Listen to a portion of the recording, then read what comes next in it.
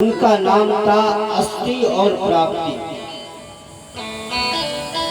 अस्थि और प्राप्ति दोनों पत्नियां भगवान के पास में आई और कहा, कन्हैया आपने ये अच्छा नहीं किया है, मुझे वैवध्य जीवन की प्राप्ति कराई है, ये अच्छा नहीं किया। आज परमात्मा ने अस्थि और प्राप्ति को समझाया, कहा मानियो ये संसार है, ये संसार है। का ये संसार है, आना जाना लगा रहेगा जगत में, न कोई परमानेंट, भजने राम नाम अर्जेंट। कहा मानियो ये संसार है, जो यहाँ आया है सो जाएगा। और क्या कहा, हम तुम क्या कितने महारथी,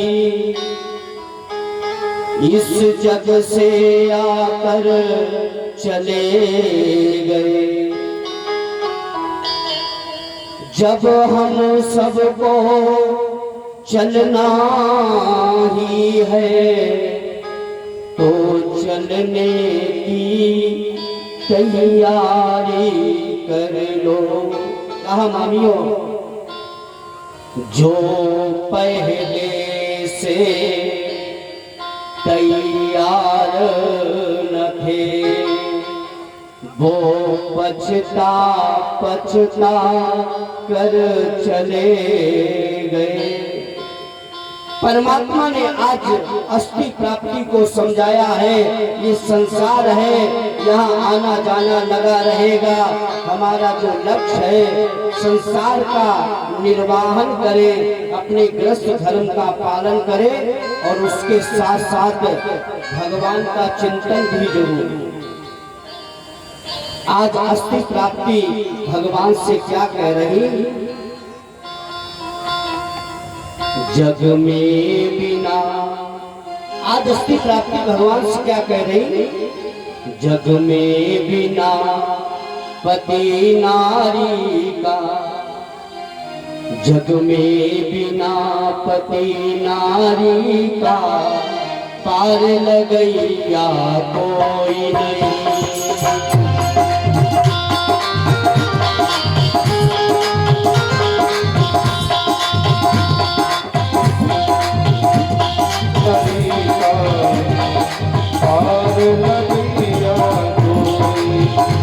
जग में बिना पति नारी का, देखो पार लगैया कोई नहीं, पार लगैया कोई नहीं, पार लगैया कोई नहीं।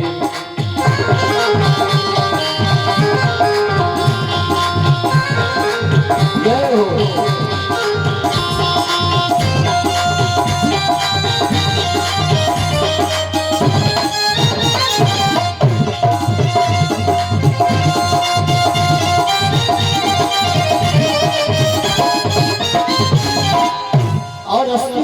भगवान से क्या कह रही, बेटा बेटी कुटुंब कबीला, स्वार्थ के सब नाते हैं।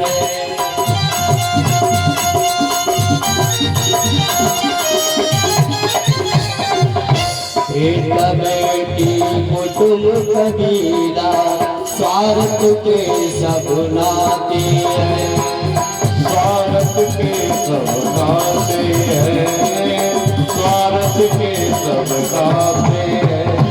जग में बिना पति नारी का, देखो पार लगैया कोई नहीं, देखो पार लगैया कोई नहीं, देखो पार लगैया कोई नहीं।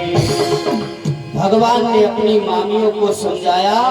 मामियां भगवान ने समझाने के बाद अस्थि प्राप्ति अपने पिता जरासंध के पास,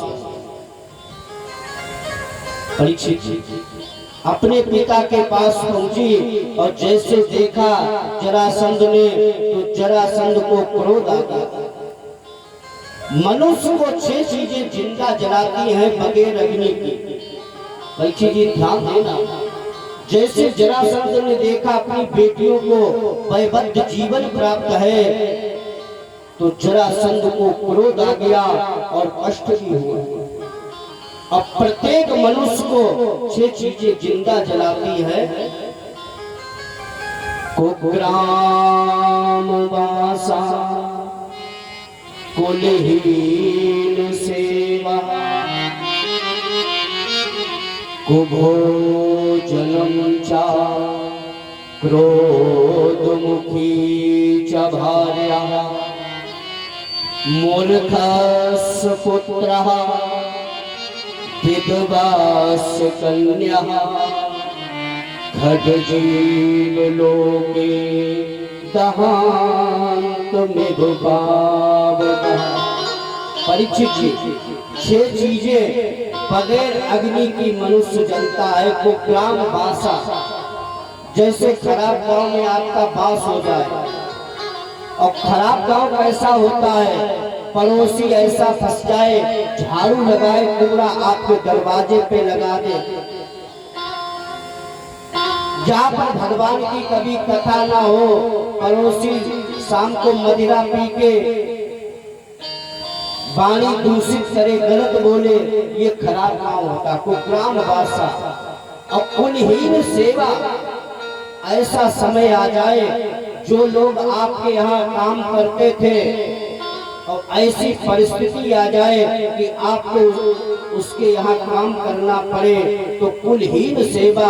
काम तो करोगे पर मन में विचार करोगे। एक समय ऐसा था जो हमारे इशारे पे ये नाचते थे, आज ऐसा समय आया हमें इनके यहाँ काम करना था। बगैर अग्नि के जलोगे।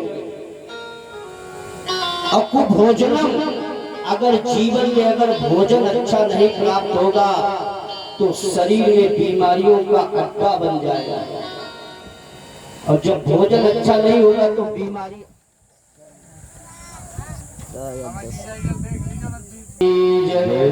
हनुमंत लाल की हो।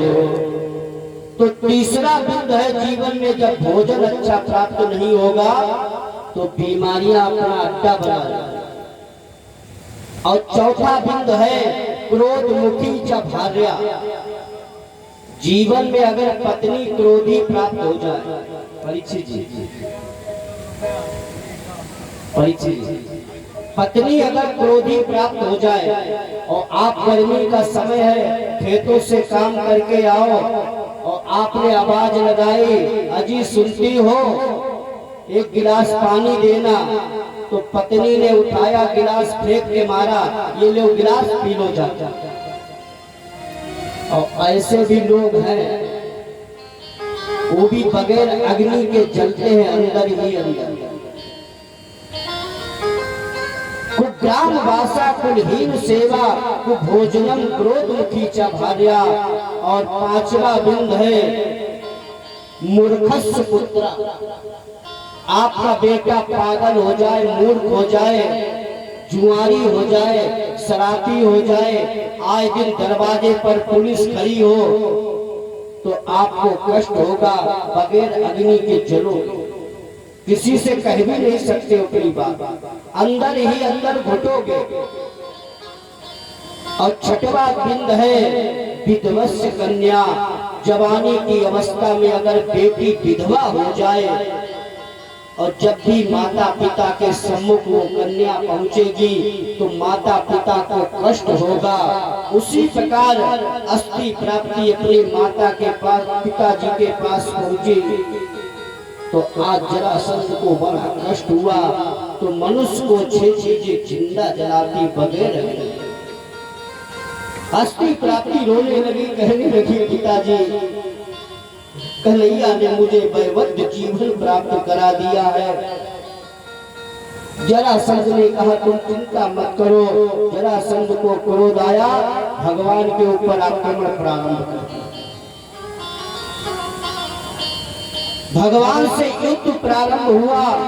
आपको बताए, और उधर गंगा के किनारे राजा परीक्षित को सुखदेव जी कहते, राजन जरासंध ने भगवान से 17 बार युद्ध किया है और भगवान ने 17 बार जरासंध को छोड़ दिया। और 18वें में कौन आएगा? काल। जब आपकी 17 बार तबीयत खराब हो जाए तो समझ लेना 18वें में काल आएगा। अंत में जो है काल एवल को भेजा गया। भगवान जैसे काल एवल को भेजा गया तो भगवान वहां से भाग खड़े हुए और भागते भागते गुफाओं से होते होते कहां पर पहुंचे राजन? गुफा के अंदर भगवान प्रवेश हुए। वहां देखा क्या? कोई लेटा है। भगवान ने पीतांबर को डाल दिया और भगवान जाकर एक तरफ छुप गए। और ये काल एवल जैसे पहुंचा, इसने समझा ये कन्हैया लेटा है, जाकर चरण का प्रहार किया। उसी समय वहां पर मुचकुंद जी जाग गए। उनके नेत्रों से अग्नि ज्वाला प्रकट हो गई। ये काल एवल जल के भस्म हो गया। बोलिए गोविंद भगवान की जय हो। आज सुखदेव जी ने कहा राजन काल एवल का भी उद्धार हुआ। आगे क्या हुआ? बाबा नारद ने जरासंध को समझाया, अगर कन्हैया से तुम्हें जीतना है तो एक काम करना पड़ेगा।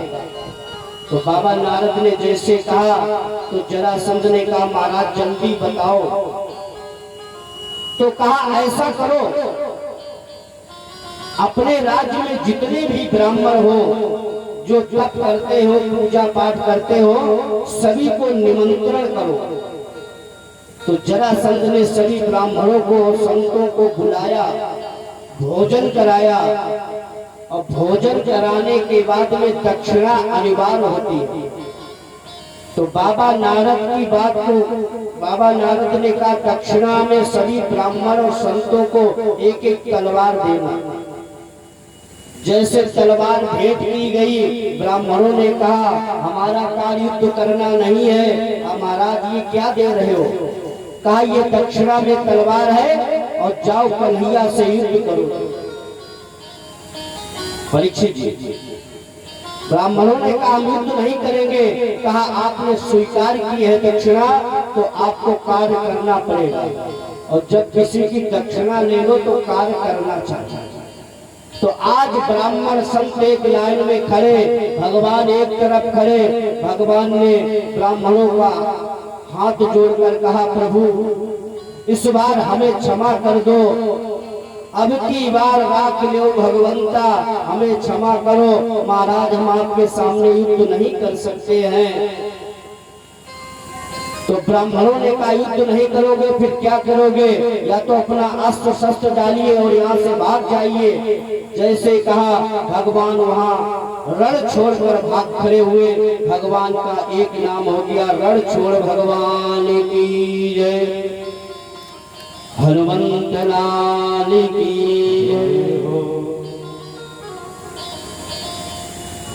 व्यास भगवान की जय हो।